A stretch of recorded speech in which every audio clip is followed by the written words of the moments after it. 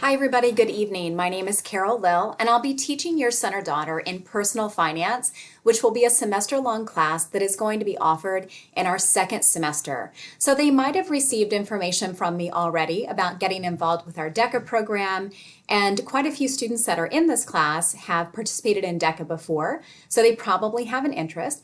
But if your child was not interested in that program, it is not a requirement of the class. So that might answer a couple questions that you have. So today we're going to go over a couple different things. We want to go over a little bit of a background on what's going on in our class this year, also a little bit of my background, and then I'll share with you a little bit more information about getting involved in our East DECA program. So as we said, this personal finance class is going to be a semester class. It's open to students in grades 9 through 12. Excuse me. And a little bit about me. I did my undergrad at Bloomsburg University. I have a degree in business education, and my master's is from Rosemont College in educational technology. I've been teaching at East High School for 24 years. My first year of teaching was at Harridan High School in Lower Merion. And then, as I said, a little bit more about DECA. So we're pretty big in DECA around here. I've been an advisor for over 20 years. I've attended the DECA AMPT, which is the Advisor Leadership Academy, a couple different times, and I've also been a presenter at the state and international conference on multiple occasions as well. So I hope all of you had a really nice summer. This is our family. Obviously, it was a little different summer for everyone. Our daughter Morgan is a junior business major at the University of South Carolina, and our son Gavin is a junior at East High School.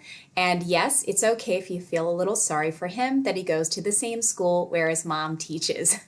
This is a little bit about our class. You're more than welcome to take a look at it. You will also see that on a syllabus when your child is actually in the class in the second semester.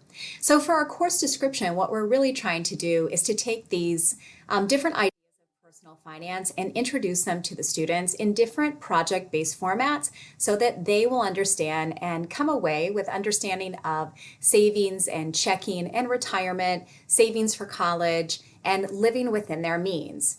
Here are some more specific topics that might make a little bit more sense to you rather than taking a look at that paragraph of information. I feel very confident in the curriculum that we have for this program, and the students that have gone through it before have claimed that it was very useful for them. In our DECA program here at East High School, we're really proud of our program. It is a co-curricular program. What that means is that the information the students learn in our class will relate to the DECA curriculum and competition, but they do not have to get involved. If you would like to follow us on social media, you can see that on our different social media platforms right down here. Obviously, this year is a little bit different. So due to the differences that we have this year with the COVID-related crisis that's going on, these are 6 different initiatives that we're working on inside of our DECA program this year. I can give you more information about those if you would like to attend the parent meeting, or if you're watching this in the second semester and the parent meeting has already taken place, of course you can always contact me directly. What you're looking at right here is the group of students that we had compete at last year's state conference. Last year in East DECA, we had 198 members. We were the second largest chapter in the state of Pennsylvania.